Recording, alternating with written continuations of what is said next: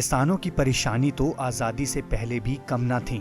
व्यवस्थाएं बदलती रहीं, लेकिन किसानों की जिंदगी की एक अबूझ पहेली की मानिंद पीढ़ी दर पीढ़ी साथ चलती आ रही हैं। अंग्रेजों ने कई बार व्यवस्थाएं बदली।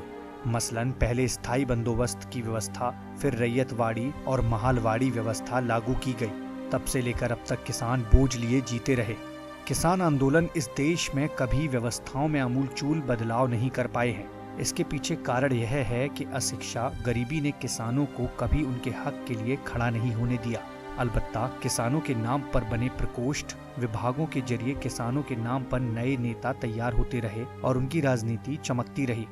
किसानों के लिए सबसे प्रभावी आंदोलन आज से 32 साल पहले यानी 1988 में दिल्ली के बोट क्लब पर हुआ, जिसमें लाखों की तादाद में किसान देश की राजनीति में चले आए।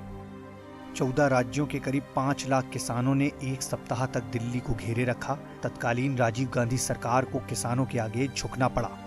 साल 1988 के बाद उदारीकरण के दौर में यूं तो कोई बड़ा किसान आंदोलन नहीं हुआ, लेकिन 21वीं सदी के शुरुआती दशक में हुए भट्टा परसौल कांड ने सबको झकझोर कर रख दिया। भट्टा परसौल कांड पर सियासत भी खूब हुई, लेकिन कोई नतीजा अब तक नहीं निकला। ठीक यही हालत साल 2017 में हुए किसान आंदोलन की हुई। कर्ज माफी की मांग को लेकर मध्य प्रदेश के मंदसौर में हुए किसानों के आंदोलन को रोकने के लिए गोलियां चलानी पड़ी, लेकिन मामले की जांच के लिए गठित जैन आयोग अब तक यह नहीं बता पाया कि गोलियां किसने चलाईं। साल 2017 में दिल्ली के जंतर मंतर पर किसानों ने अलग अंदाज में आंदोलन किया, लेकिन चूहे खाने, गले में नरमुंड पहने और मूत्रपान कर सरकार का ध्यान आकर्षित करने की कोशिश करने वाले किसानों की मांगों पर सरकार ने ध्यान नहीं दिया। साल 2018 में भी किसानों के आंदोलन का एक अलग अंदाज देखने को मिला, जहां अपनी मांगों को लेकर प्रदर्शन कर रहे किसानों ने सब्जियां और दूध सड़क पर बिखेर दिए।